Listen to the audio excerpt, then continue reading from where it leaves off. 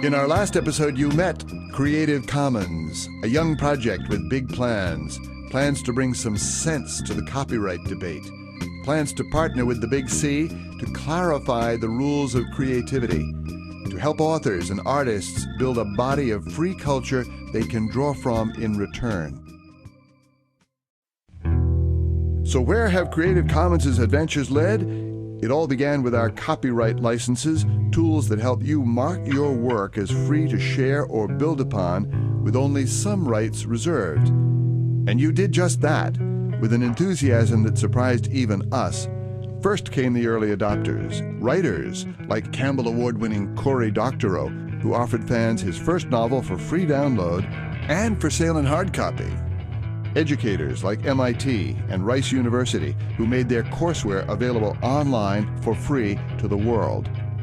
Also, community builders like Sal Randolph of OpSound, who collects hundreds of licensed songs for people to remix and share. And there are thousands of modern-day Thomas Paines, the grassroots journalists known as webloggers, plus photographers, illustrators, filmmakers, and more.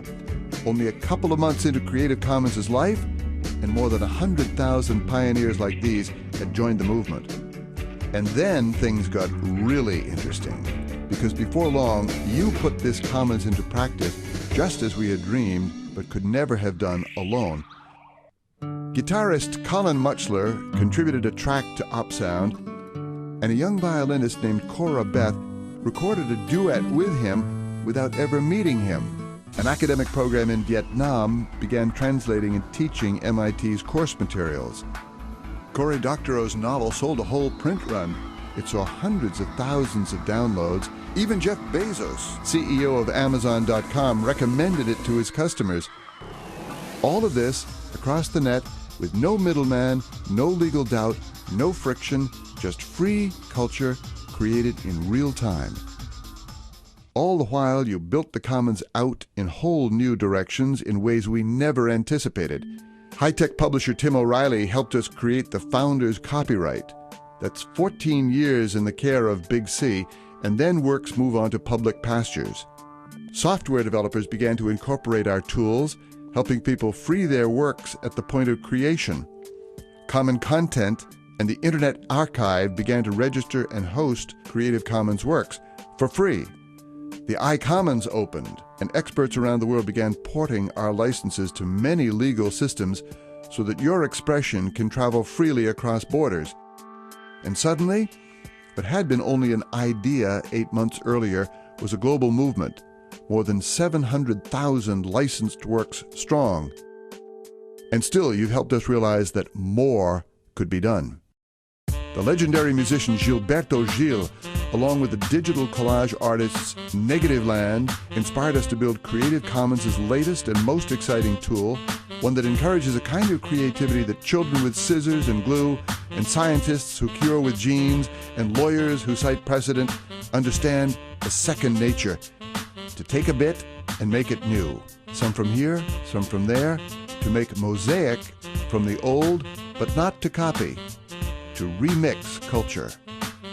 Introducing the Creative Commons sampling licenses. New tools to help you invite others to get creative with a part of your work, even for profit, but not to copy the whole thing.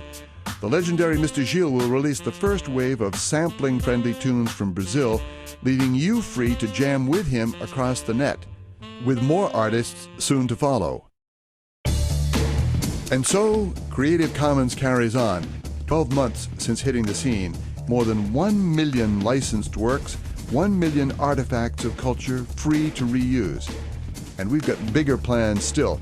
Plans to help authors republish books out of print. Plans to explore a science commons. Plans to weave our philosophy and our tools into the fabric of the net.